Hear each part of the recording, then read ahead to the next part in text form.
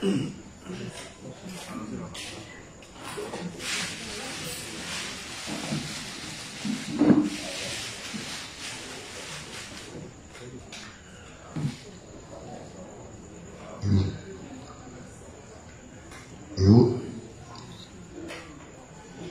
vous plaît, tous les justes qui sont dehors, veuillez entrer. Nous allons commencer notre enseignement.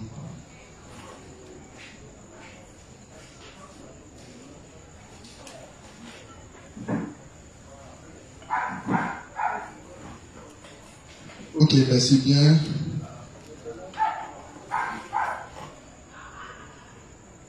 Donc, nous allons commencer notre enseignement comme prévu chaque jour, du lundi au vendredi à partir de 19h. Mais le plus souvent, on commence un peu tardivement à cause des retardateurs. Donc, les autres, ils vont nous prendre en marche.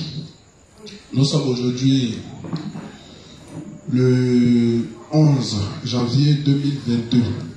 Voilà, donc toujours avec moi, l'inspecteur Hassen, pour étudier l'administration dans l'église et explication du cahier de projet. Donc, avant toute chose, nous allons commencer par la prière.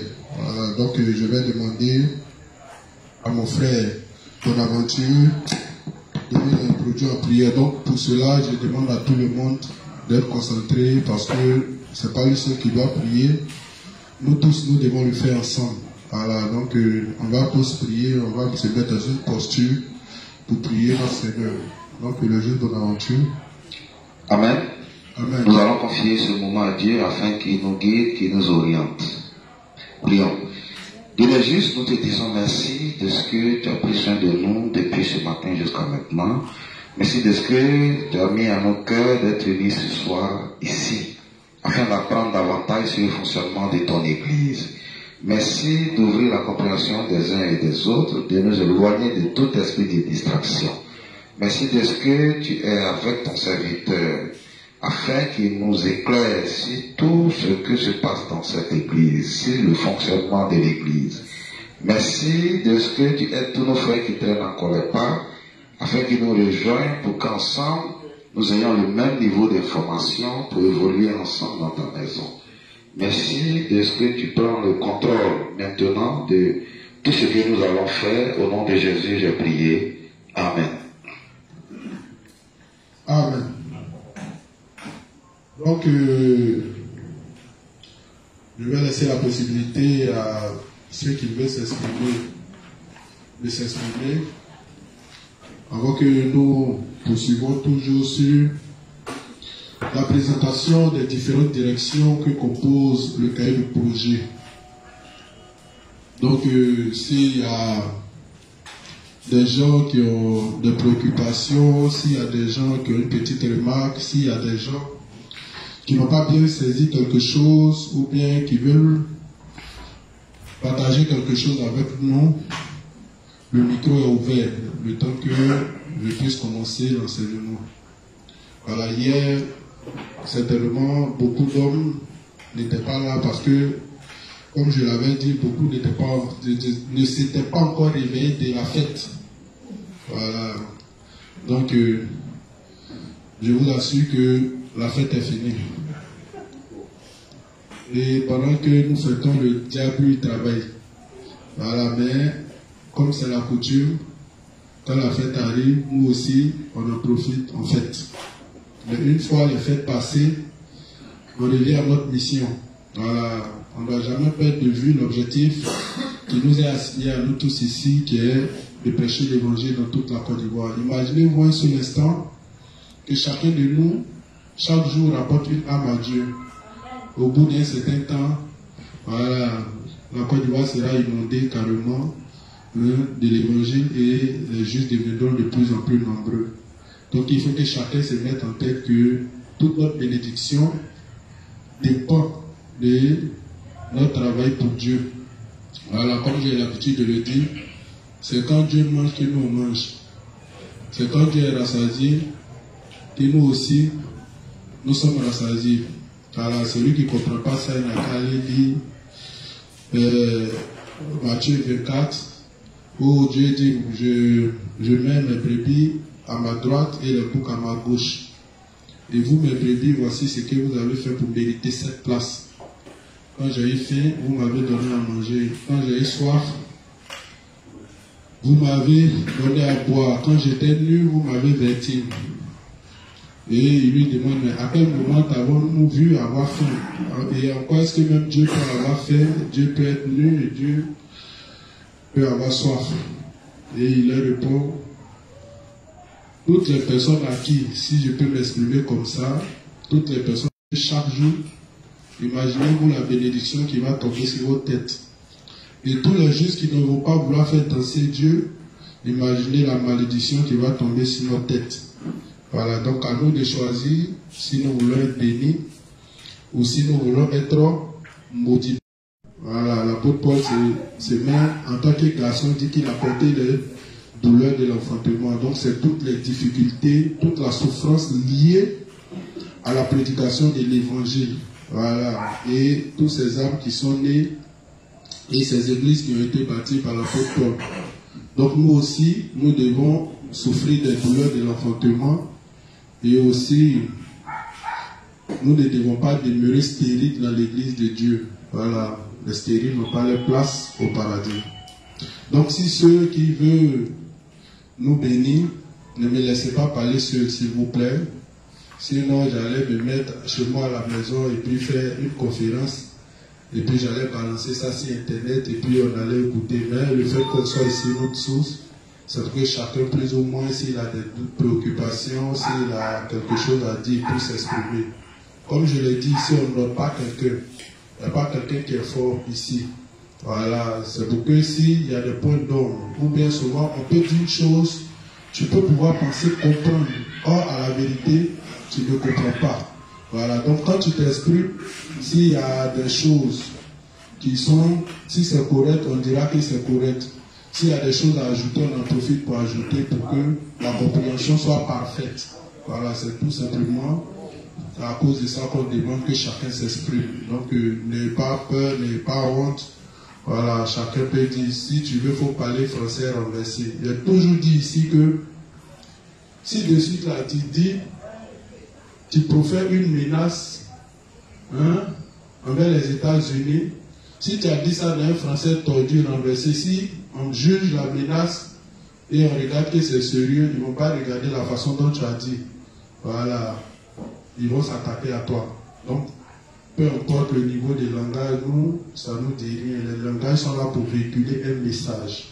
Voilà, et c'est le contenu du message qui est important. Peu importe la mangue, le mangue, l'essentiel est qu'il retient qu'il a mangé mangue.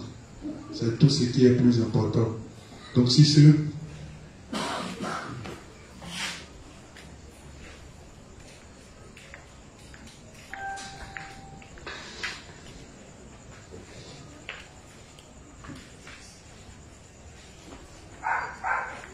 Ok. Moi, c'est juste avant, je voulais réagir sur ce que nous avons étudié hier. Ok. Voilà. Le but, même comme tu nous l'as dit, de l'enseignement et de l'explication de cahier de projet répond à l'ordre de Dieu dans l'Église, répond aussi au fait que nous devons faire les choses dans la connaissance. Et la troisième chose que j'ai retenue, c'est aussi, ça requiert aussi la réussite que nous devons avoir dans tout ce que nous entreprenons si nous faisons les choses après explication et quand on a connaissance de la chose, quand on pose les pas, on les pose dans les principes. Et la direction nationale de la gestion et de finances étant donc chargée dans son fonctionnement de diriger les projets et de chercher l'argent pour Dieu, pour que le Dieu puisse avancer.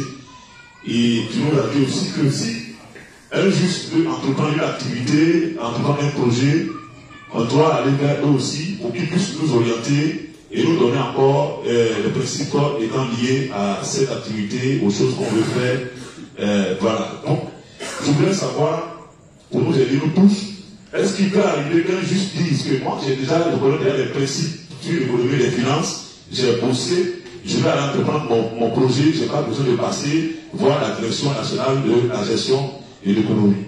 Est-ce qu'il peut, le tel juste qui dit qu'il connaît déjà les principes, il a déjà étudié dans le cadre des principes, et il peut faire sa chose sans aller voir une instance, par exemple, de l'Église, qui est chargée de travailler dans ce domaine-là. Est-ce que ce juste-là peut avoir du succès dans ce qu'il va faire? Est-ce que c'est correct?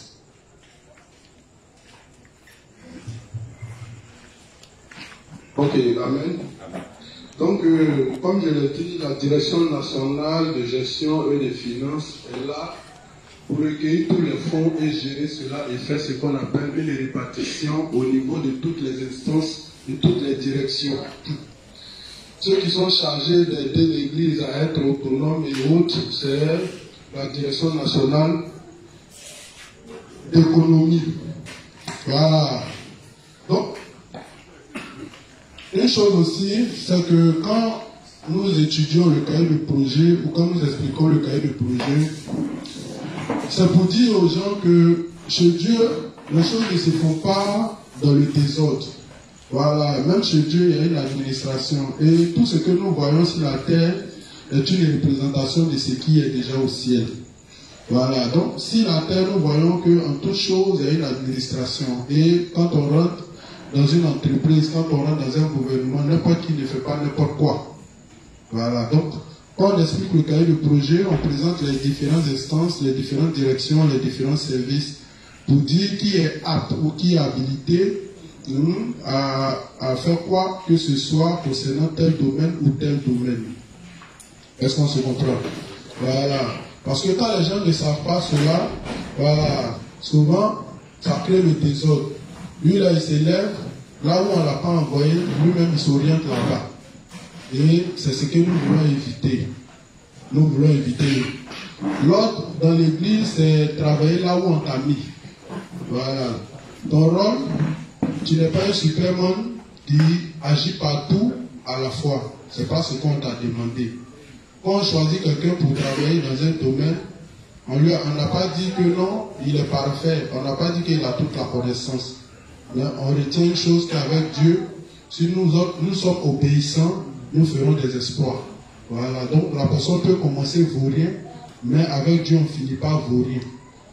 Donc, mais pour certains, quand on les place dans un endroit, ils estiment qu'ils font tellement bien de leur côté qu'ils doivent aider tous ceux qui sont en train de souffrir de leur côté. Non, ce n'est pas ce qu'on t'a demandé. Si tu n'es pas dans la direction nationale de gestion de finances, s'il y a un problème là-bas, on ne t'a pas envoyé là-bas. Si tu es à l'évangélisation, tu restes à l'évangélisation. Si tu n'es pas à la direction nationale de, comment on appelle ça, ou si tu n'es pas à la DENI, on ne t'a pas envoyé d'aller créer des groupes sur Internet. Ce n'est pas ton travail. Ceux qui sont habilités à créer des groupes sur Internet et à mettre des gens pour surveiller, pour gérer, c'est la direction nationale d'informatique. Donc, quand on étudie le cahier de projet, on dit les instances, c'est comment on appelle ça, ceux qui ont le pouvoir de décision dans l'Église. C'est pourquoi on présente les instances, on présente les différents cours qui ont le pouvoir de décision dans l'Église. Et chacun agit dans le domaine là où on l'a placé. Donc tout ça, c'est pourquoi le projet, en étudiant le cahier de projet, on dit administration dans l'Église et explication du cahier de projet. Donc on va faire connaître à tout un chacun comment dans l'Église les choses sont structurées et montrer que les choses sont bien administrées. Et chacun a un rôle à jouer dans l'Église. Si tu es laïque, tu as ton rôle à jouer. Si tu es saint participant, tu as ton rôle à jouer. Si tu es ouvrier, tu as ton rôle à jouer. Mais il ne faudrait pas que chacun quitte là où on l'a placé et vienne agir dans un domaine où on ne l'a pas placé. Si tu fais ça, tu vas devenir comme Lucifer. Voilà. Et ça crée des paroles inutiles. Donc c'est pourquoi nous présentons le cahier de projet pour que chacun peut prendre conscience de qui fait quoi dans cette église. Et en même temps profiter aussi pour dire, tous ceux qui viennent ici, qui visitent cette église, on leur dit au moins où on est quitté, où on s'en va, et on a un fil conducteur, qu'on ne fait pas les choses au hasard. Depuis 2004 que nous travaillons ici, on a un fil conducteur. On sait où on est quitté, on sait où on s'en va. Donc si tu viens, que tu viens trouver les choses, tu te tais et puis tu apprends. Ce que tu ne comprends pas, tu demandes. J'ai toujours dit la chose la plus facile à faire, c'est d'apporter des critiques. Quand tu vois l'entreprise de quelqu'un qui existe depuis 1960, et puis toi aujourd'hui, on vient te prendre dans un domaine précis, peut-être, comment on appelle ça, à l'informatique et autres, on te prend pour venir travailler. Quand toi tu viens, c'est toi qui regardes toute l'entreprise et tu vois que tout est mal fait. Une entreprise qui fonctionne depuis 1960, toi tu es né en 2000, parce qu'on t'a recruté dans un domaine, tu viens net, tu dis toute l'entreprise est mal faite. Mais si tu es aussi intelligent, est-ce que tu as besoin de venir travailler dans l'entreprise de quelqu'un où on te paye 200 000 ou 300 000? Va avec ton intelligence et crée ta propre entreprise. Quand tu seras en train de monter ta propre structure, en ce moment tu comprendras où tu vas bénir tous ceux qui ont une entreprise. Parce que tu vas comprendre que les choses ne sont pas faciles. Mais n'importe qui peut venir et puis critiquer n'importe quoi. Ça, c'est la chose la plus facile à faire. Mais n'importe qui ne peut pas monter une église. C'est pourquoi tous ceux qui critiquent tout ce que nous faisons ici, tous ceux qui critiquent l'église, qui ne sont pas d'accord, on leur dit, ok, avec tous tes nombreux critiques, le champ est vaste. Va, prends un territoire et commence à bâtir ton église. Et avec toute ton intelligence, ta sagesse, guide les arbres. Mais quand ils sont bons, ils échouent. Donc quand tu sais que tu ne connais rien, quand tu viens tranquillement, comme quelqu'un qui est sage, tu apprends. Même en apprenant, il ne faut pas avoir un esprit qui apprend pour pouvoir venir contre l'église plus tard. Si tu le fais, si tes pensées t'ont pas droit, tu vas devenir dans l'église pendant 10 ans, 20 ans, tu ne vas rien connaître. Parce que celui qui nous permet de comprendre les choses de Dieu, c'est le Saint-Esprit. Une fois que tes pensées ne sont pas droites, tu seras assis dans l'église. Quel que soit tout ce qu'ils vont dire, ça rentre ici, ça sort ici. Mais une fois que tu es obéissant net, tu vois que le Saint-Esprit t'amène à comprendre. C'est pourquoi tous, le révérend dit, tous ceux qui se retirent de l'église finissent par perdre tout ce qu'ils ont appris. Et c'est là que tu comprends que tout ce que tu apprenais dans l'église où tu retenais, ce n'était pas de tes propres forces, mais c'était le Saint-Esprit qui le faisait. Donc le rôle du Saint-Esprit, c'est de nous amener à comprendre toutes les paroles de Dieu et à les garder. Souvent, tu as comme l'impression que tu n'as pas compris.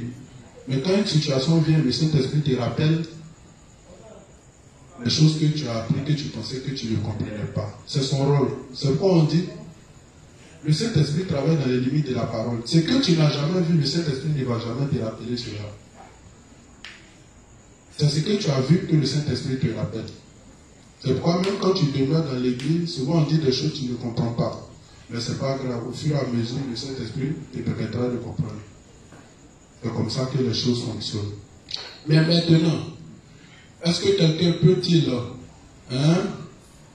contourner la direction nationale de gestion de finances et puis aller monter son entreprise et réussir? Ce n'est pas un problème, puisque les enseignements se font dans l'église. On enseigne aux gens ici comment les choses se passent, quand tu dois faire une activité, comment il faut faire, comment mettre Dieu au cœur de ton activité, comment faire la loi de la répartition, pour que quand Dieu sente son intérêt dedans, non seulement il protège ton entreprise, et non seulement il fait fructifier l'entreprise. Donc si tu as déjà, comment on appelle ça, la connaissance de ça, tu peux le faire en appliquant les lois. S'il arrive que tu ne t'en sors pas, tu peux consulter. C'est pas un problème. Mais si tu t'en sors déjà, il n'y a pas de souci. Tu peux le faire. Si tu as compris bien le principe, comment ça fonctionne, tu peux le faire. Mais c'est pour ne pas aller gaspiller beaucoup d'argent et échouer pour dire non, demain venir se plaindre devant Dieu pour dire non, j'ai fait telle chose, Dieu ne m'a pas béni, il faut consulter avant d'aller le faire. Mais si tu es sûr que tu as les couilles qui sont solides, tu vas le faire sans consulter. Si tu es échoué, ne viens pas te plaindre. Ne fais pas comme Israël qui ils font leur enfant, ils ne consultent pas Dieu, comme on lui dit qu'un enfant, quand l'enfant rate et puis il dit Dieu, voici ton enfant. Quand c'est mal fait, on dit c'est Dieu. Mais il fallait consulter d'abord avant de faire ton enfant et montrer comment on doit éduquer un enfant dans l'évangile ou selon Dieu. Donc, voici un peu. Si tu as une connaissance de comment fonctionne l'économie selon Dieu, tu peux aller le faire. Si tu ne comprends pas comment ça fonctionne, et tu veux être un homme d'affaires, hein, et puis être béni, et puis financer aussi l'œuvre de Dieu, alors on t'oriente, tu fais la chose. Si ça marche, tu fais le bien des yeux de Dieu, et puis tu prends pour toi, tu prends ce qui te vient, tu doubles Dieu, il met l'entreprise à terre parce que tu as échoué. Ça va, non? Reste pas moi.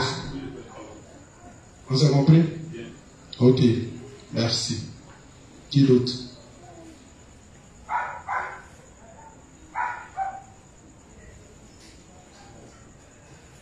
Ok.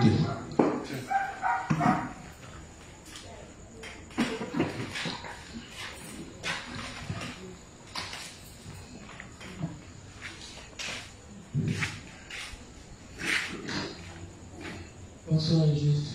Bonsoir le juste. Moi c'est le juste de l'André. En fait, j'ai une question. Je ne sais pas si c'est possible. C'est pas concordance avec l'enseignement en fait. Alors, stop, ne pas que ta question, mais je passe en haut. Bon, en fait, j'étais en train de lire 19 et puis j'ai vu un verset Genèse. Genèse 3.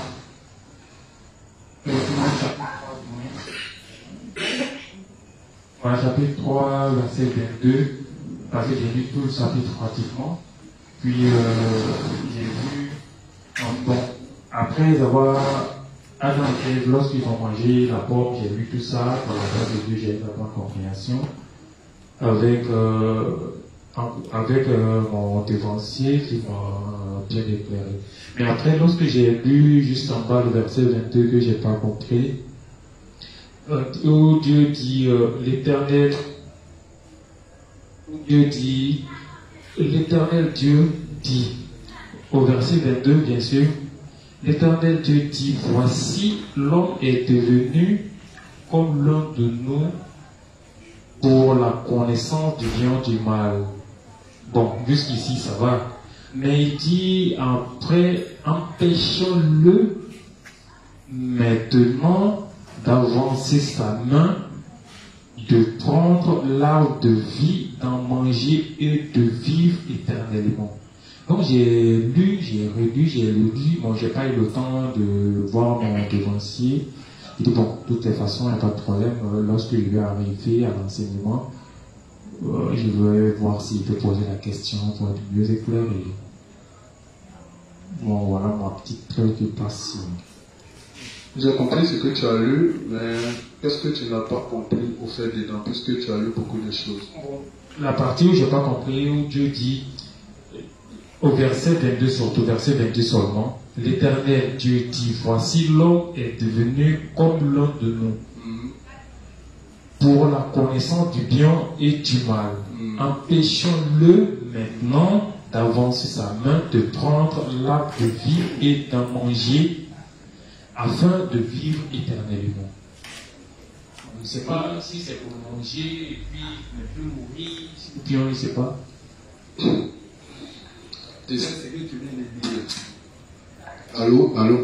Ce que tu viens de lire là, c'est court comme ça, mais c'est vaste. C'est ce qui explique le livre 1. C'est ce qui explique le livre, c'est tout ça là que explique le livre 1. Tu comprends, non? Mais logiquement, tu devrais consulter ton responsable de zone. Voilà. Tu devrais poser cette question à ton responsable de zone. Mais je vais te donner juste un aperçu. Voilà. Tu vois, L'objectif de Dieu en créant l'homme, c'était de faire de nous ses enfants et que nous écoutions toutes ses instructions. Et voici que dans le jardin, il va donner des instructions et puis Adam ne va pas, comment on appelle ça, garder la parole de Dieu et il va se laisser séduire par une autre parole et ils vont connaître ce qu'on appelle le péché. Et toutefois, qui gardait la parole de Dieu, Dieu descendait, il veillait sur eux et comme l'objectif de Dieu, c'était de faire de nous ses enfants et vivre avec nous éternellement. Donc jusque-là, quand tout se passait bien, il n'y avait pas de problème. Jusqu'à ce que on arrive à une phase de désobéissance. Et alors, quand il rejette la parole de Dieu, il la rejette au profit de qui? D'une autre parole. Donc deux paroles sont sémées. Dieu sème une parole et le diable sème une parole. Donc pour rejeter celui de Dieu, il faut accepter d'abord l'autre parole et avant de rejeter celui de Dieu. Alors si on rejette celui de Dieu, alors Dieu est censé nous donner toutes les bénédictions possibles. Mais si on rejette sa parole, alors nous sommes privés de toutes ces bénédictions. Donc, dans le jardin, il y avait l'arbre de la vie qu'ils mangeaient et qui entretenait leur vie de telle sorte qu'ils ne mouraient pas. Mais maintenant qu'ils ont désobéi à Dieu, alors, quand Dieu avait donné l'instruction, mangez à tous les arbres, mais quant à l'arbre qui se trouve au milieu du jardin, vous ne devez pas toucher, de peur que si vous touchez, vos yeux vont s'ouvrir et vous allez mourir. Et quand ils sont séduits par l'autre parole, ils disent non, Dieu vous a-t-il réellement dit de ne pas manger? Elle dit oui, il dit de manger tout, mais sauf à l'arbre qui est, comment on appelle ça, au milieu du jardin, qu'on ne veut pas toucher, de sorte que si on touche, nos yeux vont s'ouvrir et nous allons mourir. Il dit non, vous n'allez pas mourir, mais certainement si vous mangez, vous allez devenir des dieux. Or, Dieu a voulu faire de nous des petits dieux, mais dans son plan. Mais voici qu'une parole, ils sont séduits par une parole. Et cette parole leur dit qu'ils vont devenir Dieu s'ils mangent. Donc en mangeant, ils vont devenir Dieu. Mais en contournant la façon dont Dieu voudrait qu'ils deviennent Dieu. Alors, comme il y avait une sanction liée à la loi, si vous mangez, vous allez mourir. Quand ils ont mangé, alors ils ont connu ce qu'on appelle la mort. La mort physique. Mais derrière toute cette idée, ce que Dieu voudrait nous faire comprendre, c'est que quand il vient dans le livre 1, le livre t'explique que tous ceux qui recherchent Dieu dans la loi ne vont jamais le trouver. Parce que pour trouver Dieu, c'est par le moyen de la foi. Donc tous ceux qui vont s'appuyer sur leurs pensées, sans regarder au projet de Dieu, comment faire de nous ses enfants, et qui vont chercher des systèmes pour contourner, pour devenir enfants de Dieu, ils ne le pourront pas. C'est ce qui est. Créons toutes les mesures possibles pour ne pas qu'ils deviennent, comment on appelle ça, pour ne pas qu'ils touchent à l'arbre de vie. Puisque toucher à l'arbre de vie, c'est vivre éternellement. Or, ce Dieu a la capacité de nous faire vivre éternellement. Donc, tu vois que quand on va reconvertir ça dans le monde, tu vois que tout le système que les hommes mettent en place, le développement de la médecine, l'IA, que Romy a expliqué, toutes ces choses, ça vise à faire quoi? À prolonger la vie de l'homme ou bien à rendre l'homme éternel. Mais le empêchant signifie que toutes les mesures qu'ils vont prendre ne pourront jamais leur permettre de devenir éternel. Donc comme je le dis, ce que tu dis, les petits comme ça, son développement est vaste. Tous ceux qui recherchent Dieu dans la loi ne peuvent arriver à leur fin. Donc c'est ça qui est en paix. Donc quand tu prends dans le monde tous les systèmes que les gens mettent en place pour pouvoir atteindre Dieu, finit par échouer.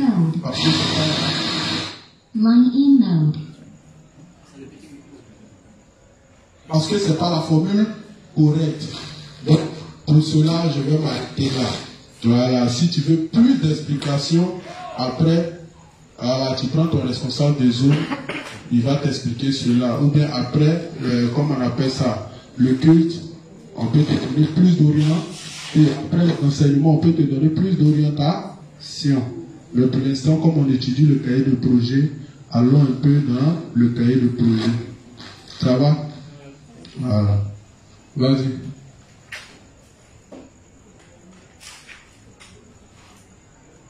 Bonsoir, le juste. Moi, ma question est la suivante. Ok.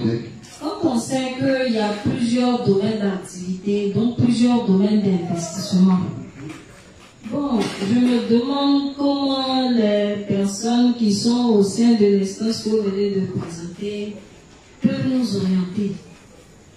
Il y a tellement de domaines d'activité. Est-ce que dans cette instance-là, chaque domaine d'activité est représenté pour que quand quelqu'un se présente voulant investir, il puisse être conseillé? Voilà, parce que je me dis que quand on veut investir dans un domaine, on est conseillé sur un domaine d'investissement. On a quand même des notions de la chose. On connaît quand même le fond de la chose. On sait comment l'activité, le domaine, le secteur d'activité fonctionne. Donc, c'est la question que je me pose.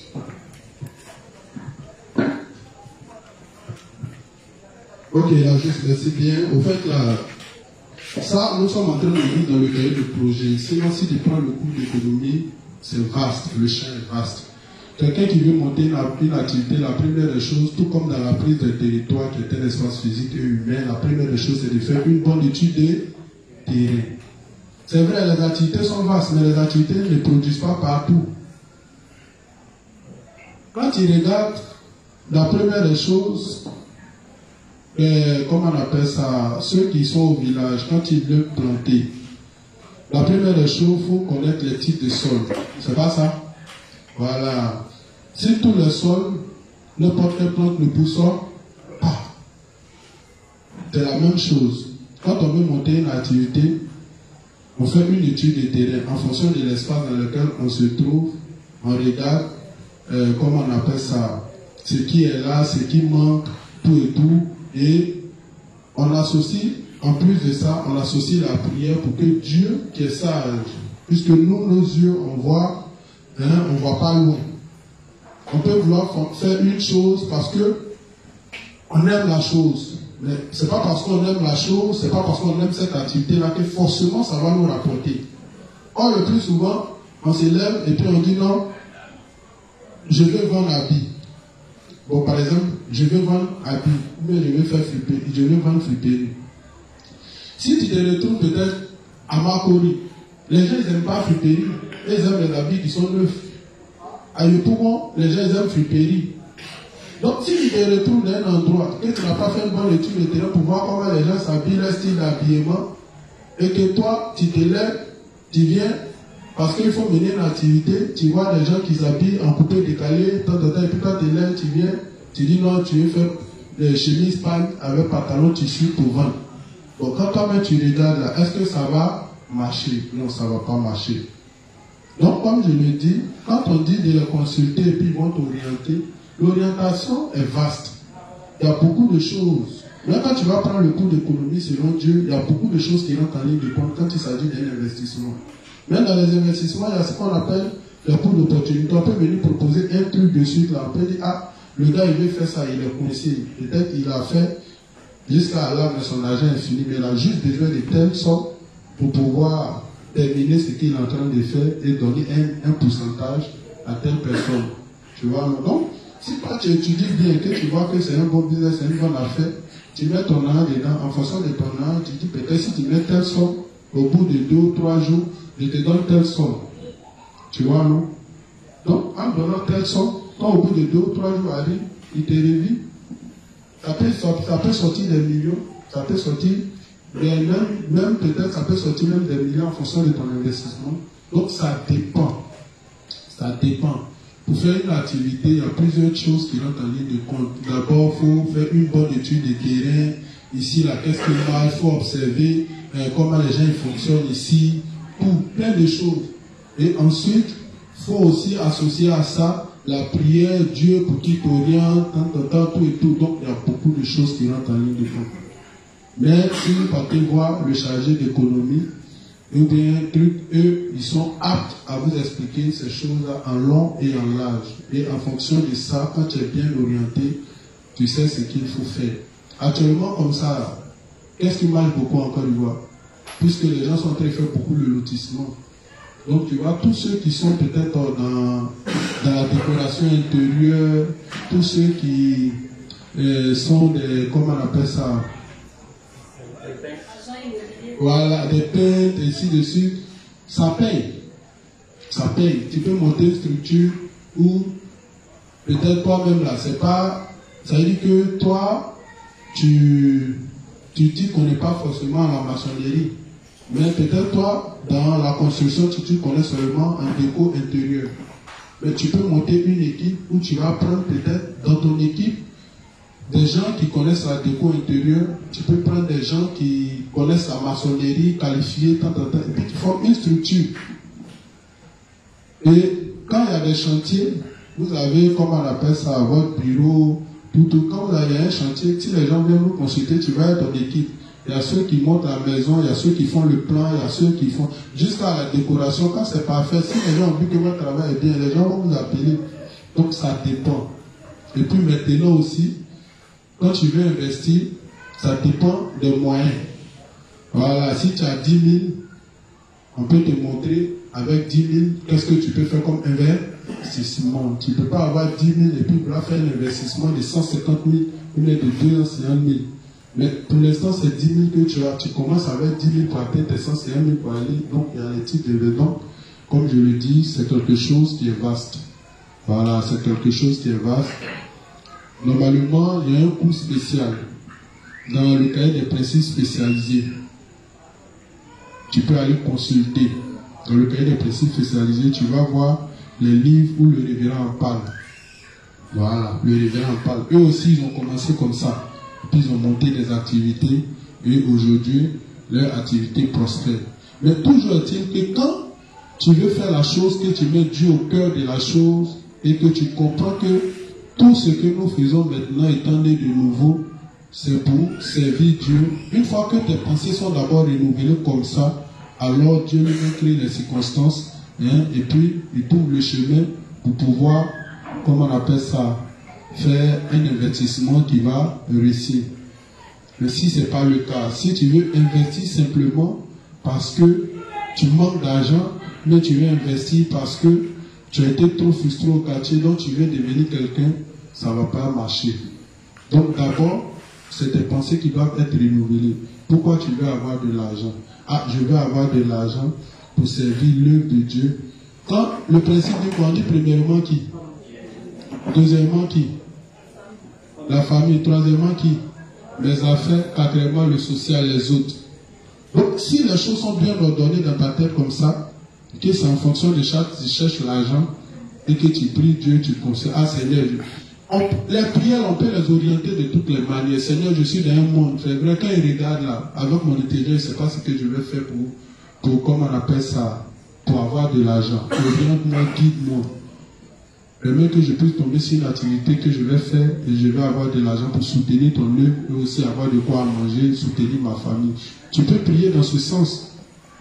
Puisque tu peux venir même nous consulter le chargé d'économie, mais il peut te donner des directives, mais il ne peut pas te dire concrètement ce que tu dois faire. Parce que si tu t'en fais que tu as échoué, tu as dit que non, c'est lui. Donc tu peux prier Dieu. Mais aussi, il y a une chose qui est sûre. Quand tu veux devenir un investisseur, il ne faut pas avoir peur de l'échec. Parce que Dieu lui-même nous enseigne ce principe. Il fait échouer beaucoup de choses pour nous enseigner, pour, comment on appelle ça, pour nous donner un cœur qui, comment on appelle ça, un cœur d'investisseur. Parce que celui qui a peur de perdre ne peut pas être un investisseur. Un investisseur, c'est quelqu'un qui prend des risques. Et aujourd'hui, tu peux perdre, mais demain, tu peux gagner. Donc souvent, il y a des choses que tu peux faire, tu vas échouer, et puis prier, jusqu'à ce que tous tes échecs, en comptant sur toi, sur ton intelligence, sur ta capacité à entreprendre et autres, puissent échouer, que tu consultes Dieu. Là où tu as échoué, Dieu transforme tout ensuite. Donc il y a beaucoup de choses qui rentrent en ligne de compte quand il s'agit de ce domaine-là. Ça va? Voilà, donc tu peux consulter de temps en temps le cahier des principes spécialisés sur la partie économie, comme au monde des activités, tout et tout. Tu vas avoir d'abord une idée. Quand tu as une idée, c'est déjà bon. Et puis maintenant, tu sauras comment orienter tes prières si tu veux être une femme ministre qui va produire des activités pour soutenir fortement l'œuvre de Dieu, il n'y a pas de souci. Dieu a toujours besoin de moyens. Ça va, non? Et quand il va te donner beaucoup au-delà même de ce que tu ne t'attendais pas. Il va le faire. Ok, donc on va s'arrêter là. Si l'heure même n'est pas à Dieu. Et on va poursuivre toujours dans la présentation des différentes directions que compose le cahier du projet. Donc, comme je le disais, les différentes directions, nous sommes maintenant, quand nous avons présenté les différentes instances qui contenaient les différents cours, nous sommes maintenant dans la cour des pasteurs nationaux, qu'on appelle les ministres. Et c'est les ministres là qu'on appelle les pasteurs nationaux. C'est eux qui occupent toutes les différentes directions. Et avec ces différentes directions doivent être représentées sur tout le territoire et dans toutes les zones.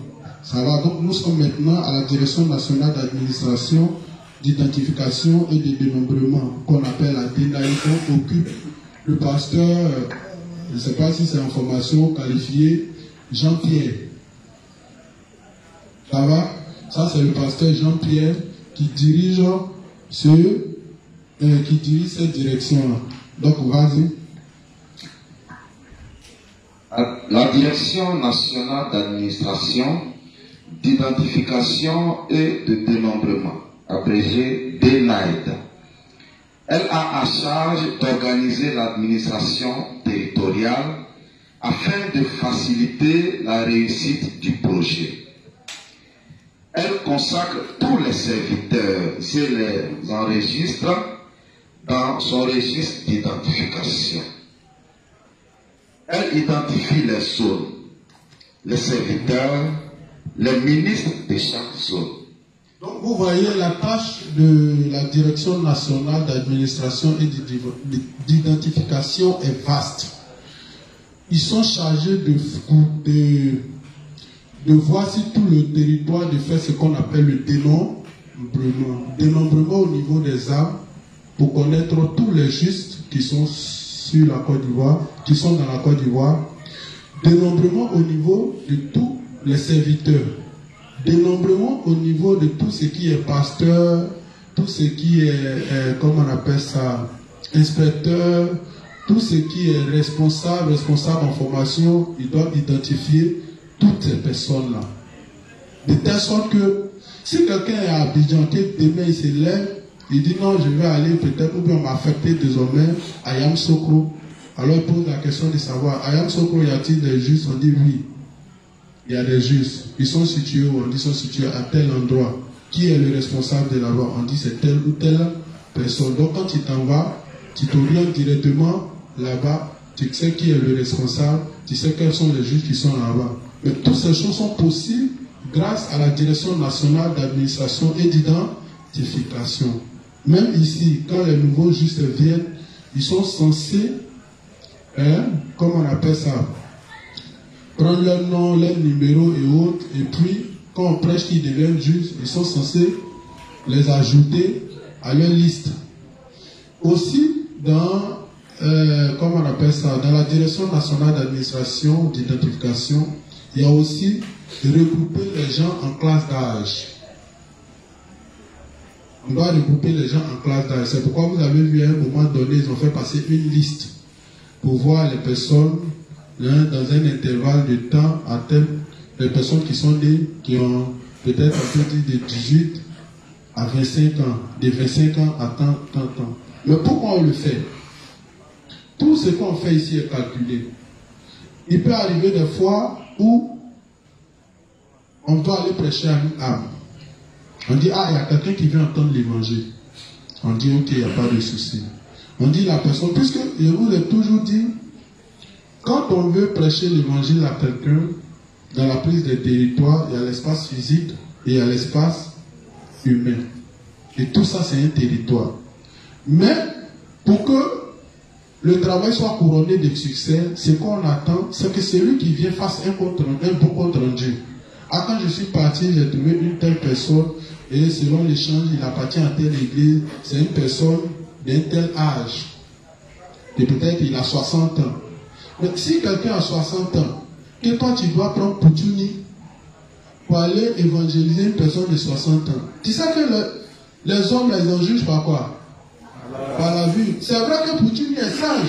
C'est vrai que Poutouni, peut-être, étant petit comme ça, mais il a peut-être 14 ans dans l'église.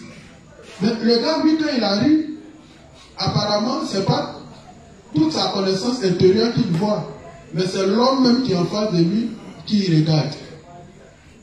Mais déjà, l'échange, même si l'échange a lieu, il y a déjà une barrière. Parce que la personne peut dire, mais Lucien, il se fout de moi, moi je vais entendre l'évangile, on m'envoie un gamin. Mais quand on regroupe les personnes d'un certain âge, quand il s'agit d'aller faire le front, on dit, ah, comme c'est une personne âgée, alors vous les vieilles personnes qui sont avec nous, vous pouvez nous aider dans ce domaine. On prend quelqu'un qui comprend, qui maîtrise l'art d'évangéliser étant âgé, on le place devant son camarade âgé. Entre eux là-bas, ils vont se baboubou. Mais si c'est toi, tu as dit un truc, le vieux, ah, je ne t'ai pas envoyé ici pour m'insulter. Tout ce que tu vas dire, il va trouver que tu l'es sûr. Donc, pour éviter tout ça, quand c'est un peu les vieux, ils sauront se parler. C'est pourquoi on identifie les gens et on les regroupe en classe d'âge. Aussi, on regroupe les gens aussi dans la direction nationale d'identification et d'administration. On regroupe les gens aussi en fonction des ethnies. Pour que dans la prise de territoire, s'il s'agit d'aller chez les BT, tu ne vas pas venir prendre un bavé pour aller chez les BT. Bon, si tu vas, tu prends un bavé, il s'en va. Mais s'il se trouve que c'est dans un village que vous devez aller évangéliser, puisque quand vous-même vous l'avez écrit dans votre cahier de projet, quand ils ont écrit dans le cahier de projet, on dit de faire quoi? Le cahier de projet vise à faire quoi?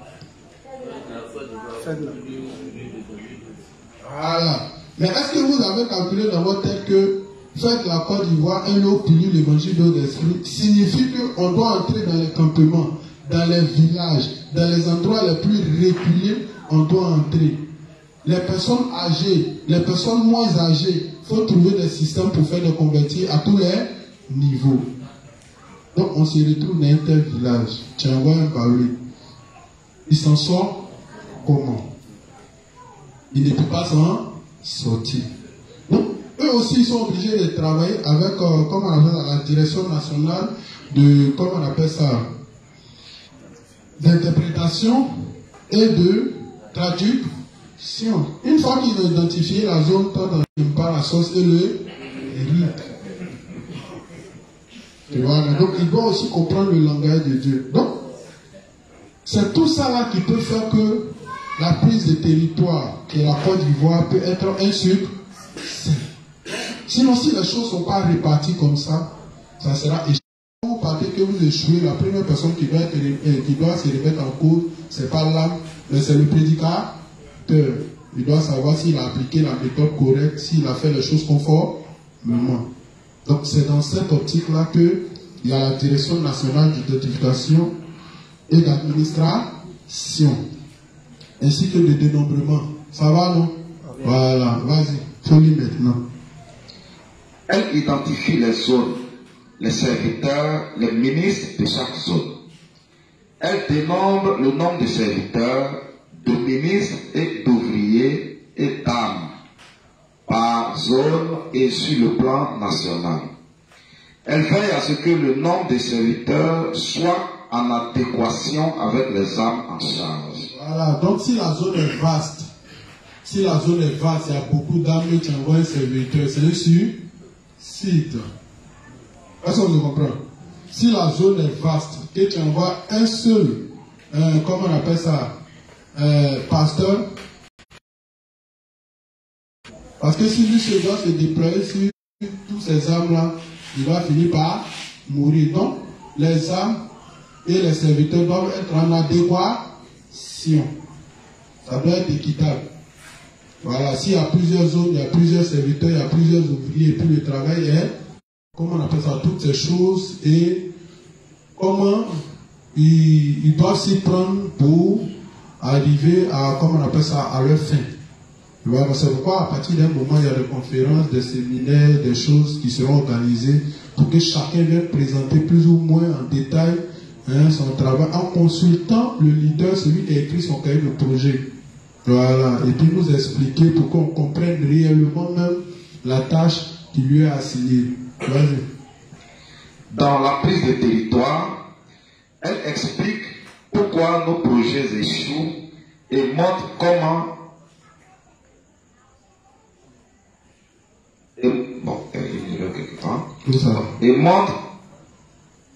comment Dieu, pour réussir ses projets, allie administration convenable et stricte, identification juste et systématique avec dénombrement exact, englobant et détaillé. Donc, tous ceux qui voudront monter une église, qui ne vont pas allier administration et, comment on appelle ça, reprends la partie là, dans la prise de territoire. Dans la prise de territoire, elle explique pourquoi nos projets échouent et montre comment Dieu, pour réussir ses projets, allie administration convenable et stricte, juste et systématique, avec dénombrement exact, englobant et détaillé. Donc, dans la prise de territoire, ou pour, comment on appelle ça, tous ceux qui voudront monter l'église, s'ils s'amusent à ne pas travailler sur l'ordre établi dans l'église, qui doit faire qui quoi, mais qui voudraient être élevés plus tard comme des responsables, comme des pasteurs, comme des serviteurs, pour être établis sur d'autres personnes, c'est des choses qui ne pourront jamais se faire. C'est pourquoi le révérend dit, si tu ne veux pas qu'on te gouverne, tu ne vas jamais gouverner quelqu'un. Parce que quand tu iras gouverner quelqu'un, tu vas demander en retour l'obéissance. Mais toi, en retour, tu refuses d'être obéissant. Mais comment ça peut marcher? Ce que tu refuses ici, c'est ce que tu réclames ailleurs. Ça ne peut pas se faire. Donc, pour que tu puisses gouverner, il faut que toi-même tu te laisses gouverner. Et ça, c'est un principe que Dieu ne joue pas avec. Parce que Dieu sait que s'il n'y a pas d'administration convenable dans l'église, l'église ne peut pas marcher. C'est pourquoi, depuis près d'un bon moment, on travaille sur ce thème-là. Identifier les serviteurs et identifier le leader et les serviteurs que Dieu ainsi tue. Parce que sans une administration convenable, on ne peut pas avoir une église qui va durer. Sans l'obéissance, il ne peut pas avoir une église qui va durer. Quand Satan tombe dedans net, il sait que les cœurs sont rebelles. Et comment il procède? Diviser pour mieux régner. Une fois qu'il y a la rébellion pour diviser, une fois qu'il y a la rébellion où il n'y a pas d'ordre dans le cœur, pour diviser cette église-là, c'est facile.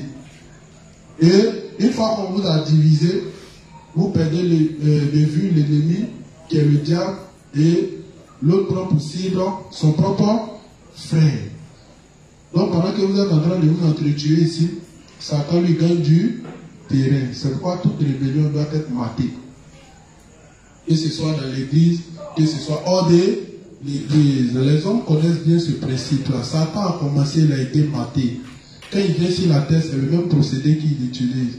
Quand il vient détruire l'église, c'est le même procédé qu'il utilise. C'est pourquoi quand quelqu'un s'élève, qui commence à faire son lui parle pas, quitte l'église, va faire pour toi ailleurs. Le champ est vaste. Il ne faut pas venir détruire un travail qui depuis près de 10 ans en train d'être fait. Tu vas détruire ça en une fraction de seconde. Ça ne se fait pas. Vas-y. Elle doit montrer pourquoi les nations échouent dans le projet de faire de la terre un meilleur endroit où chacun se sent bien. Les nations vont toujours échouer parce que pour qu'une nation soit en paix, il faut que Dieu soit au centre de cette nation. Il faut que ce soit les justes qui dirigent cette nation, ou bien soit on associe les justes au gouvernement pour pouvoir les orienter dans certains aspects pour que la nation se porte bien en mettant un projet qui convertit les âmes, et quand c'est comme ça, Dieu lui-même est présent dans cette nation. Sinon, si ce n'est pas ça, la paix tant recherchée par les hommes n'aura jamais lieu. Une nation qui est dirigée par les hommes politiques, leur rôle est bien connu. Tous les hommes politiques travaillent pour Satan, pour asseoir le règne de Satan. C'est pourquoi, est-ce que les hommes sont conscients? Comment ils peuvent venir s'asseoir sur une nation et puis dire non, on veut légaliser l'homosexualité, on veut légaliser la pédophilie, on veut légaliser, comment on appelle ça, la zoophilie. Si ton papa avait pris pour femme une chienne, est-ce que toi, tu seras assis aujourd'hui à la tête de ce gouvernement-là pour dire que tu es président? Ça va sortir quoi? Mais pourquoi vous voulez nous imposer ces choses? Parce que quand on décide d'institutionnaliser quelque chose, c'est impôt, c'est parce qu'ils ont le droit. Ça veut dire que tu ne peux plus dire je suis plus d'accord. Mais on dira que c'est la modernité.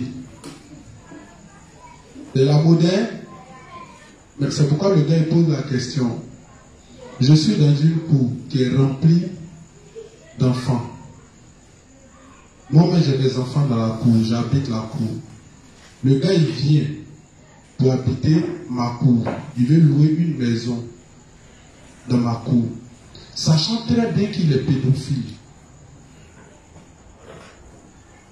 Et il y a des enfants de 8 ans, de temps. Je lui donne ma maison ou je lui refuse ma maison. Si je lui refuse ma maison, il peut porter plainte contre moi parce que c'est de la discrimination s'il a ses droits. Parce que ses droits lui donnent les mêmes droits que tous les autres. Si je dois lui refuser la maison, pas parce qu'il est pédophile, mais parce que soit il ne peut pas payer. Mais si je lui refuse la maison parce qu'il est pédophile, alors ça bafoue ses droits. Alors je fais comment? Alors il peut me convoquer. J'arrive devant le juge. Je dis, ah, le juge lui a refusé ma maison parce que c'est un pédophile. Les enfants sont en danger. Si le juge tranche à ma faveur, le juge lui-même peut être poursuivi. Il peut être, comment on appelle ça, poursuivi de façon pénale. Donc c'est tout ça là qui est dangereux. Donc quand il vient dans ta cour, si aussi tu l'as accepté dans ta cour, quand il vient dans ta cour, son droit en tant que pédophile lui donne la possibilité de courtiser les enfants de 6 ans, 7 ans, 8 ans, 9 ans. Et s'il les aborde, si elles disent oui, il a le droit de faire ce qu'on fait aux personnes adultes. Et tu ne peux pas te plaindre. Voici ce qui est dangereux quand on institutionnalise une chose. Mais comme les gens ne sont pas conscients, ils ont pris la peine de nous abrutir avec la nourriture, avec les drogues, avec l'alcool, avec toutes ces choses. On se dit, bon, ça nous touche de loin, donc on s'en fout. Mais au moment où vous allez prendre, au moment où vous allez vous en rendre compte, ils ont déjà miné le terrain. Et c'est là où vous voudrez vous plaindre. Mais ça ne peut pas aller à quelque part. Donc ces choses qu'on attendait de loin se sont rapprochées de la Côte d'Ivoire. Donc on dit subtilement, ils sont en train de travailler pour faire de la Côte d'Ivoire un repère des démons. Ils sont en train de faire de la Côte d'Ivoire ville de lumière. Quand on dit ville de lumière, ça ne veut pas dire qu'il y aura un poule partout, mais ça veut dire que toutes les grandes sectes sont représentées. Mais ça ne dit rien à personne. Mais si on les laisse prospérer, au bout d'un certain temps, Dieu va frapper cette nation. Ça, c'est évident. Parce que toutes ces choses sont suivies de malédictions. Quand tu regardes dans la Bible, toutes ces lois, toutes ces interdictions sont suivies de malédictions. Et voici ce que nos gouvernements étaient en train de faire au Parlement. Pourquoi? Parce que s'ils ne le font pas, ils ne vont pas recevoir du crédit des pays développés. Regarde la mentalité. Oh, c'est dangereux. On était où et puis sur verset sur lettre là. Bon, voici pourquoi les nations, ils échouent. La paix, tant recherchée, ne peut pas avoir lieu. Pour qu'il y ait la paix, on dit quand les justes se multiplient, proverbe dit quoi? Quand les justes se multiplient dans une nation, le peuple est dans l'allégresse. Mais si c'est les démons qui se multiplient, malheur si malheur va atteindre cette trône-là, si. Et puis on vient, on dit non, on recherche la paix. Mais la paix commence d'abord par asseoir le règne de Dieu dans cette trône-là. Sinon, sans ça, il n'y aura pas de paix convenable. Vas-y. Elle va montrer pourquoi les nations échouent dans le projet de faire de la terre un meilleur endroit où chacun se sent bien, mais comment réussir ce projet sans une méthode de travail équivalente à celle de Dieu.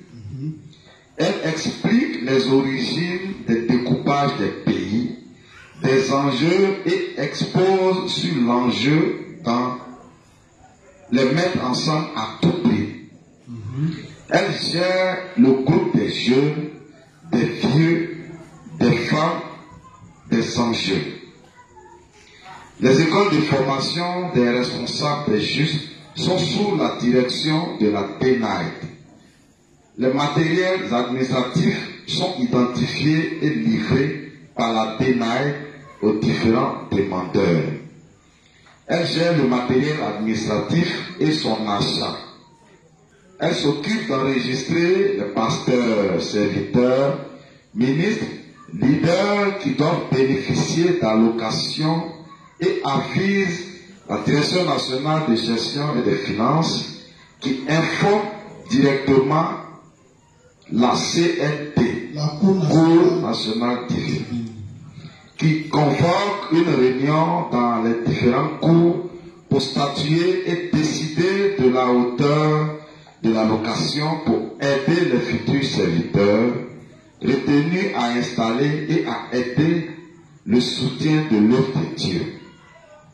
Notez bien, tous les serviteurs sont choisis ou leur choix doit être approuvé par la Cour divine sur consultation de la Cour des sages, sur la supervision de la Cour des inspecteurs, voire conditions dans le livre 17. Donc vous avez vu comment on choisit maintenant quelqu'un, comment on choisit les serviteurs. On ne se lève pas pour dire non, comme lui là il est plaît, il le choisit comme serviteur. Donc il y a des critères ici pour choisir des gens comme serviteurs. Donc voici ainsi présenté la direction nationale d'administration, d'identification et de dénombrement qui est la DNAID. Donc occupe le pasteur Jean-Pierre. Voici leur rôle. Donc ici tout est bien structuré. Et tout ce que nous faisons n'est pas fait sans doute. Et pourquoi, comme vous voyez, tout est bien présenté. Et c'est la DNAI qui est chargée de consacrer tous les services. Elle a en charge de faire des prières pour tous les projets à réaliser des choses. L'autre, c'est la DNAI. L'autre, il y a D. Ça, c'est la DNAI. Direction, l'autre, c'est Direction nationale d'administration, d'identification et de dénombrement. Ici, ça, c'est la Direction nationale des affaires d'intercession. C'est la DNAI. Vas-y. Elle a à charge de faire des prières pour tous les projets à réaliser des justes. Elle prie pour tous les problèmes que les justes rencontrent. Sa charge s'étend aux prières pour le bien-être des justes du monde entier. Donc, eux, c'est les grands prieurs. Ils doivent prier pour tous les justes, pour tous nos projets. Pour tout, ils doivent prier. Prier, échouer jusqu'à ce que leurs prières portent du fruit. Prier dans la volonté de Dieu pour faire agir Dieu. Quand la nation ne va pas bien, ils doivent prier. Quand le gouvernement est en train de prendre des mesures qui peuvent nous créer des problèmes demain, ils doivent prier. Si ça ne nous arrange pas, ils doivent dire Seigneur, tel gouvernement ne peut pas nous arranger, il faut que ça change. Parce que ceux-là, ils veulent nous empêcher de prêcher l'évangile. Et ils doivent prier. C'est des grands prieurs. Donc ils ne doivent pas dormir. Parce que s'ils dorment, l'ennemi va nous atteindre. Vas-y. Elle enseigne les volontés de Dieu qu'il faut rechercher dans la prière et l'action à poser pour déclencher la matérialisation de la chose demandée à Dieu. Donc une chose est sûre, on prie. Mais là, avant de prier d'abord, la prière va avec les volontés de Dieu. Donc plutôt que de prier de 4 heures jusqu'à 8 heures, ça ne fait pas de toi un grand prieur. Tu peux prier 30 minutes. Mais dans tes 30 minutes, tout ce que tu dis est dans la volonté de... Mais tu peux prier de 4 heures. Et qu'à 8 heures. Mais pourtant tu n'as rien dit. Donc, avant de chercher à prier, il faut chercher d'abord à connaître la volonté de Dieu. Seigneur, je vais être milliardaire. Seigneur, je sais que tu vas me rendre milliardaire. Je jure que l'année passée, tu n'as pas pu le faire. Mais cette année seulement, tu pourras le faire. Tu le feras. Tu l'as déjà fait. Ça ne va pas aboutir. Commence à t'asseoir pour dire les milliards que Dieu va te donner là. Qu'est-ce que tu veux faire avec? Si ça rentre dans le cadre de la pensée de Dieu, alors il va te donner. Si ce n'est pas le cas, tu vas prier de 4 heures jusqu'à 8 heures, répéter 6 ans jusqu'à ta mort, tu seras enterré sans rien obtenir. Donc, commencez d'abord par rechercher la volonté de Dieu. C'est pourquoi je dis, quand vous venez, quand quelqu'un est né de nouveau, c'est vrai, tu es vieux, on sait. Mais ce n'est pas la faute à Dieu si tu as trouvé Dieu à un âge avant. La formation de Dieu, si tu veux, il faut avoir 50 ans. Si tu décides de diminuer ton âge, dis qu'à 12 ans, pour aller passer au concours de gendarmerie, tu vas faire la même formation que ceux qui ont 18. C'est pas là on a dit qu'il faut diminuer ton âge. Si tu veux, tu vas mourir sur, comment on appelle ça, sur le terrain de la formation. Donc, arrêtez de calculer vos âges. Quand Dieu met quelqu'un sur la terre, sa volonté première est qu'il le cherche, si possible, en t'attendant jusqu'à ce qu'il le trouve. Mais si tu as passé ton temps à aller à l'école des Blancs, c'est pas un problème. Si l'État n'a pas pu t'insérer dans la société, c'est pas la faute à Dieu. Donc quand tu viens ici, arrête de te plaindre. Tu as mis 30 ans en train d'apprendre les choses du monde. Si ça ne t'a pas servi, ce n'est pas de nos fautes. Quand tu reviens, viens prendre encore 10 ans pour apprendre les choses de Dieu. Et puis arrête de murmurer. Je suis vieux, je suis en âge de me marier. Dieu, il s'en fout. D'ailleurs, quand tu as te marier, tu as fait un enfant là. C'est pour que ce n'est pas un peuple qui va se retourner contre moi. Bon, viens, je vais t'apprendre les enfants que tu vas faire là. Comment tu vas les guider pour que eux aussi, ils soient des justes. Et puis, dans ta lignée, on retrouve la justice jusqu'à ce que toi tu viens, tu dis non, tu as âgé. L'âge que tu as là, tu dois avoir une maison, tu dois avoir une femme, tu dois avoir un travail, tu dois avoir...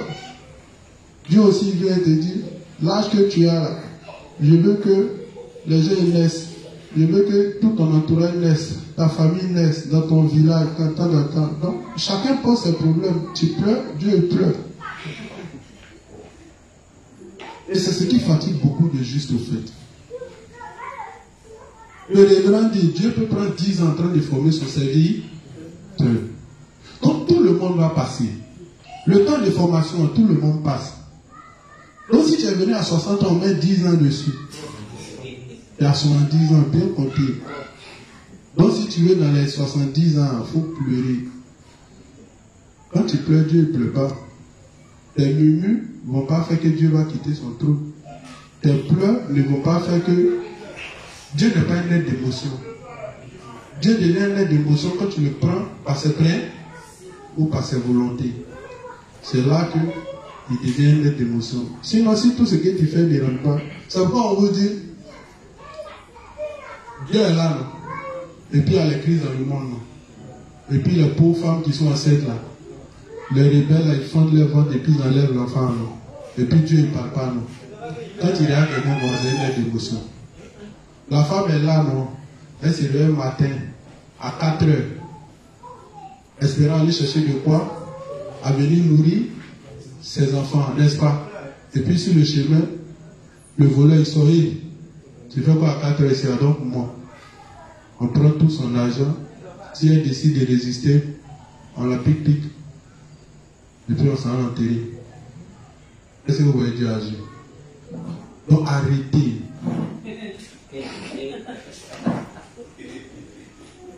Arrêtez de penser que Dieu c'est un être d'émotion. Tu fais rien avec Dieu, il ne fait rien avec toi.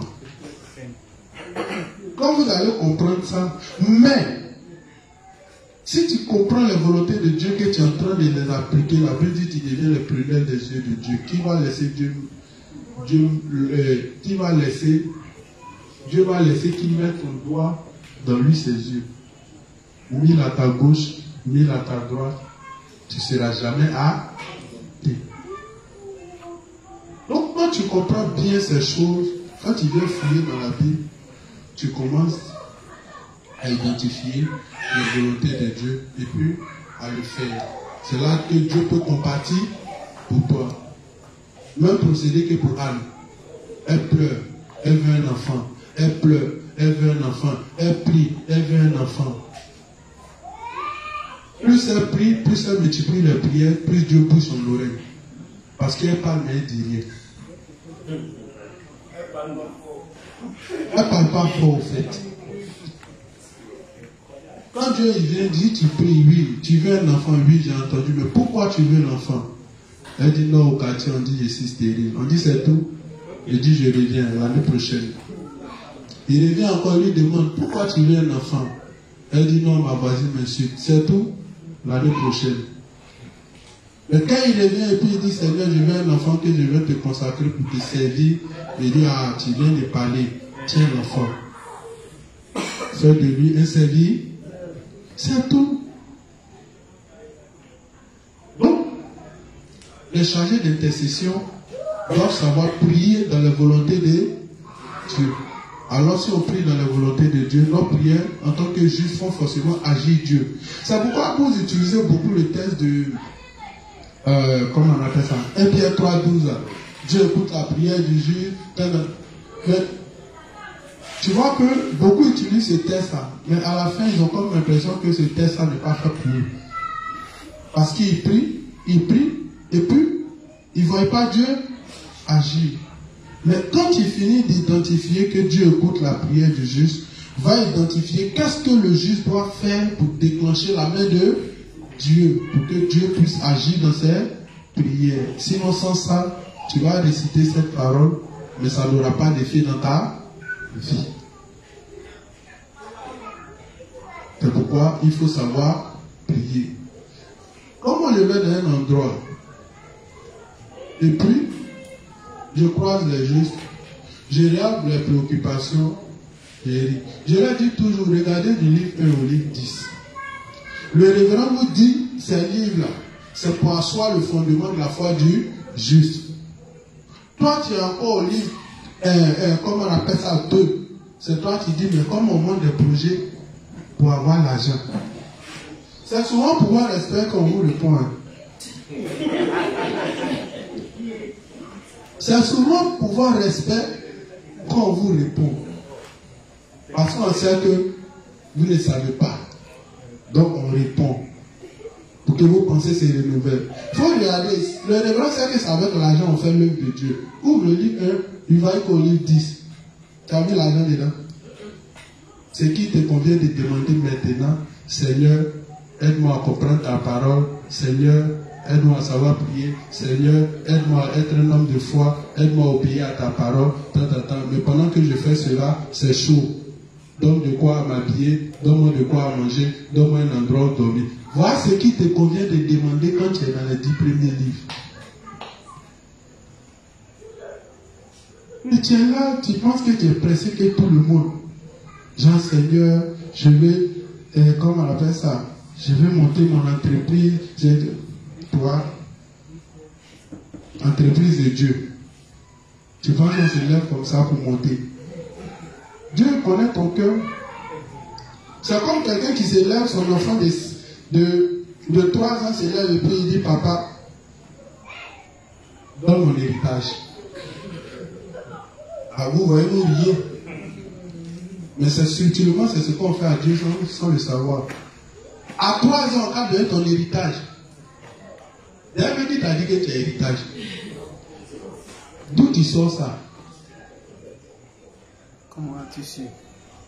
Donc, vous ici, là, il travaille pour toi. Et c'est la même chose. Donc, ne soyez pas plus pressés que Dieu. Allons doucement, doucement. Le révérend dit tout ce que vous demandez, c'est dans le compte, c'est dans un compte.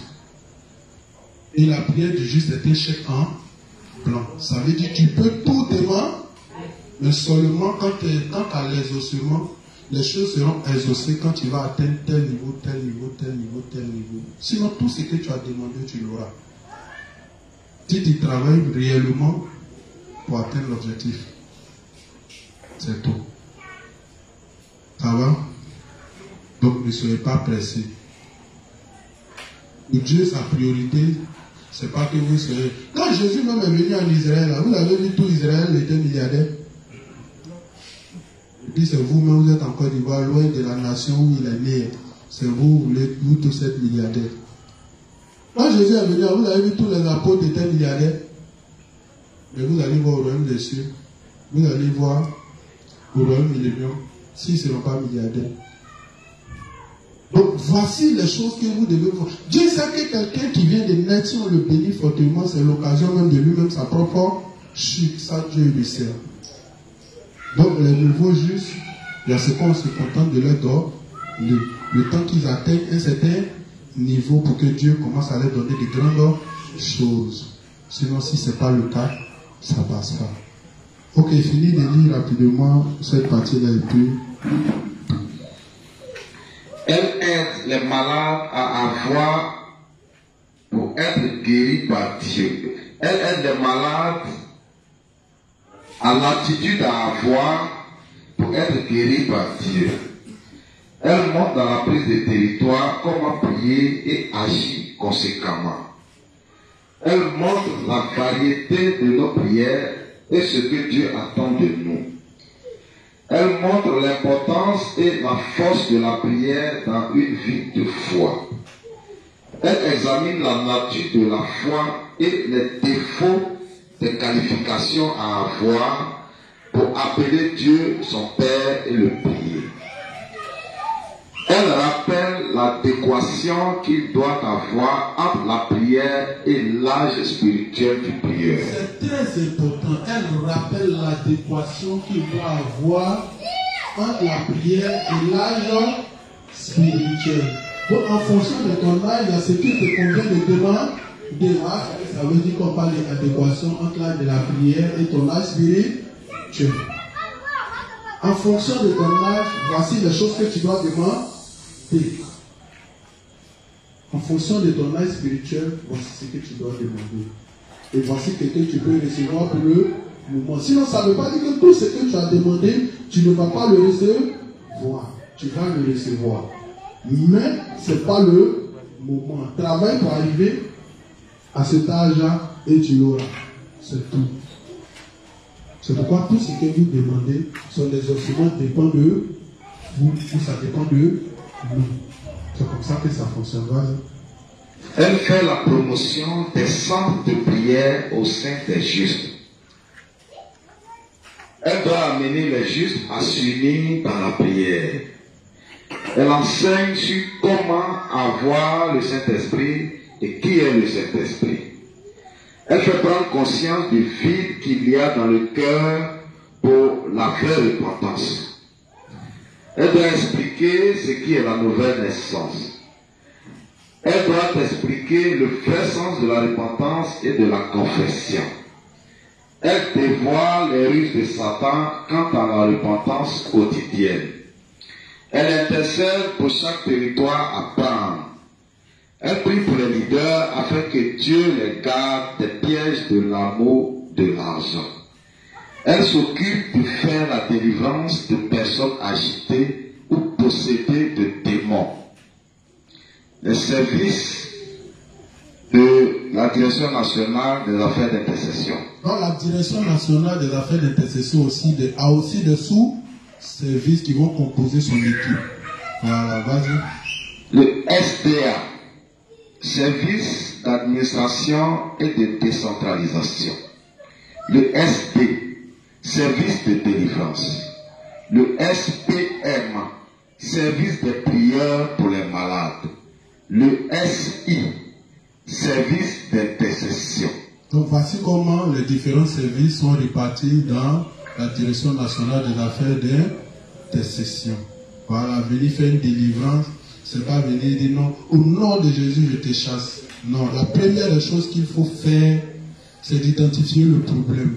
Si c'est une maladie liée au péché, alors quand les démons envahissent beaucoup quelqu'un, que cela est beaucoup dans son âme, ça finit par se répercuter sur sa chair, donc ça le rend malade. Donc lui là, si tu veux, il faut prier, c'est zéro.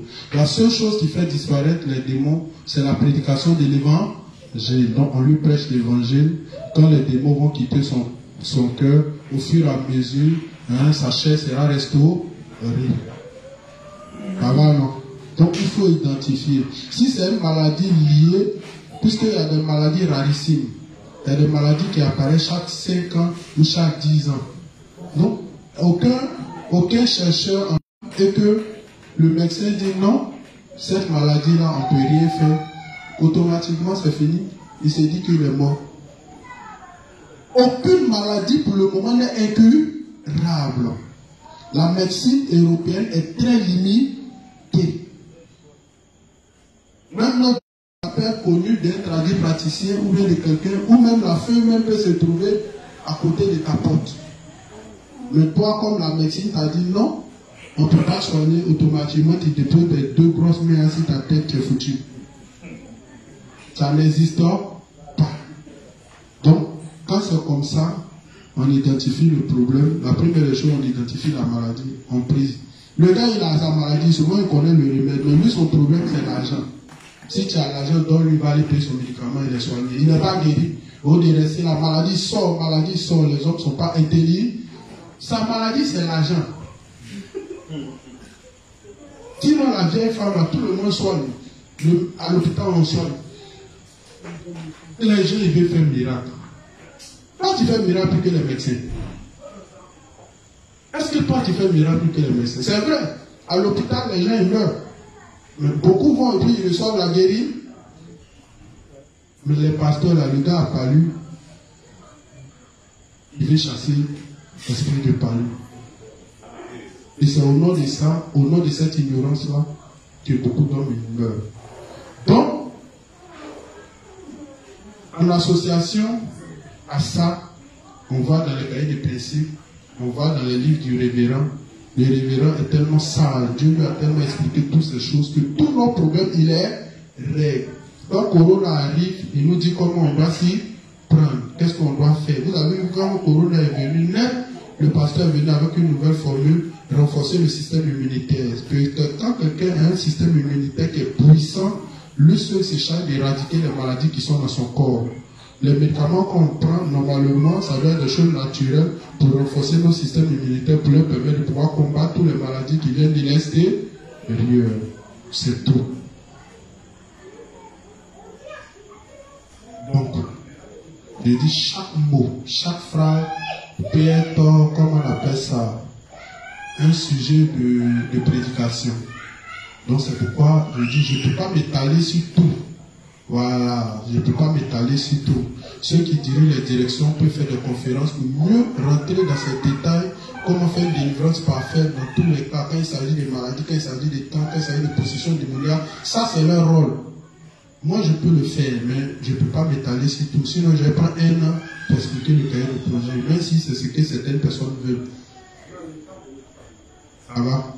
Donc, on va s'arrêter là sur la direction nationale des affaires d'intercession qui est la DNAI, et la prochaine fois on continue avec la cour des représentants en Abidjan et communes du district. Qu'est-ce qu'ils font dans le cahier de projet? Voilà. Donc on va clôturer tout par la prière de fin avec mon frère Bonaventure, et on va se séparer pour revenir encore ici demain pour continuer l'enseignement. Merci. Amen. Nous allons prier pour la fin. Père Céleste, merci de ce que tu nous as assisté durant tout ce temps. Merci pour toutes les explications. Merci de ce que nous avons été édifiés par ton serviteur. Merci encore de nous donner la force de revenir ici demain, de lui donner également la santé à lui et à tous les autres serviteurs, afin de nous encadrer par ta sagesse. Merci de l'accompagner chacun de nous, de continuer à prendre soin de nous, de nous aider à mieux orienter nos prières afin d'être exaucés sans cesse. Au nom de Jésus, nous avons prié. Amen.